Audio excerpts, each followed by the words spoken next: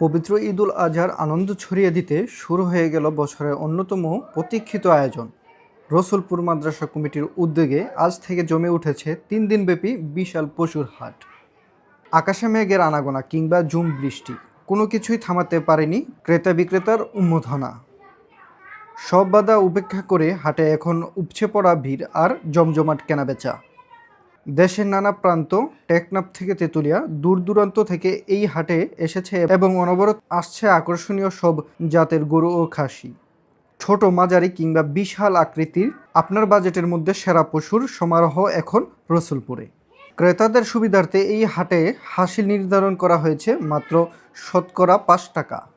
কোনো বাড়তি ঝামেলা ছাড়াই নিশ্চিন্তে পছন্দের কুরবানির পশু কিনে বাড়ি ফিরছেন শত শত ক্রেতা। রেকর্ড পরিমাণ বেচাকেনা আর উৎসব মুখর পরিবেশ।